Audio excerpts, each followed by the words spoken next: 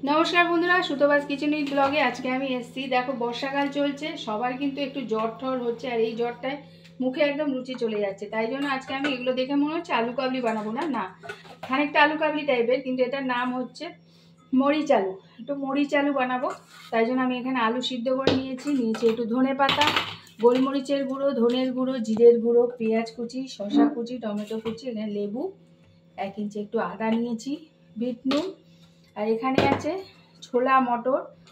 ছোলা মটরটা আমি ভিজিয়ে সিদ্ধ করে নিয়েছি তার সাথে কিছু বাদাম ভিজিয়ে নিয়েছি আছে ভাজা মশলা আর সাথে আছে একটু হিং আর বাটার এটা কখন দেব দেখতে পাবে সাথে থাকো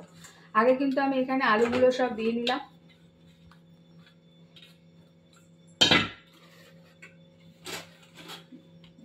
এখানে দেব একটুখানি সামান্য একটুখানি নুন দেব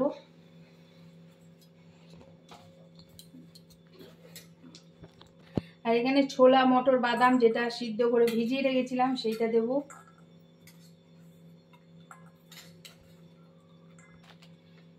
একটুখানি জিরের গুঁড়ো আর দেব একটু ধনের গুঁড়ো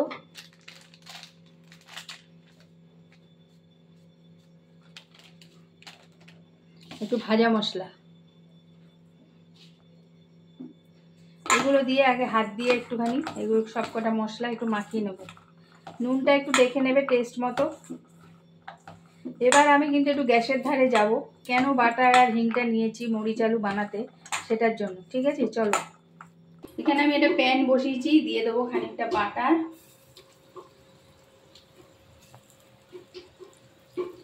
বাটারটা দিয়ে একটুখানি হিং দিয়ে দিলাম সেতে সামান্য একটু হিং একটুখানি আদা নিয়েছি ওটা গ্রেট করে দেবো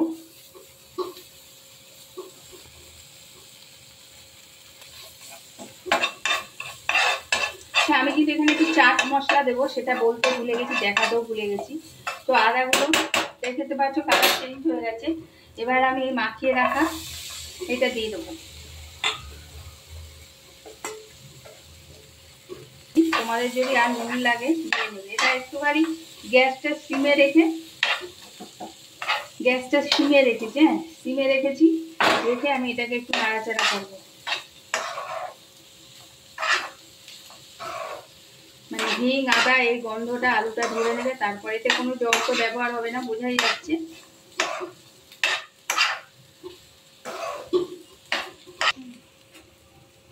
দিয়ে দিলাম এই সময় আমি একটু চাট মশলা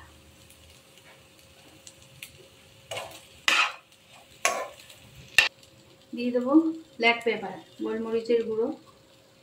ঝালটা তোমরা খেলে এখানে কাঁচা লঙ্কা কুচিও দিয়ে নিতে পারো কিন্তু আমরা কাঁচা লঙ্কা কুচি খাই না বলে দিলাম না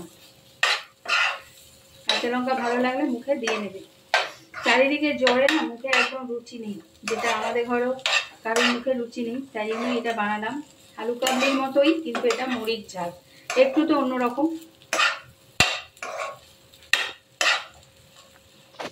দিয়ে দেবো লেবুর রস গ্যাসটা কিন্তু সিমেই থাকবে সিমেই রেখেছি আমি এই 3টে লেবুর রস দিয়ে দিয়েছি 3 টুকরো আর কি 3টে না 3 টুকরো লেবুর রস এবার একটু ভালো করে নেড়ে নিই এবার আমি গ্যাসটা কিন্তু অফ করে দিলাম দিয়ে এই বাকি শসা পেঁয়াজ আর টমেটো এটাকে মিশিয়ে নেবে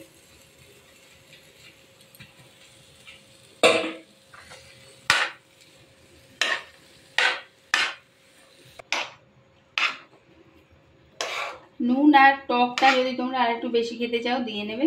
ভালো লাগবে আর এখন আমি লাস্টে দিয়ে দেবো ধনে পাতা এটা কিন্তু অলমোস্ট ডান এবার আমি একটুখানি সার্ভ করে দেখিয়ে দিচ্ছি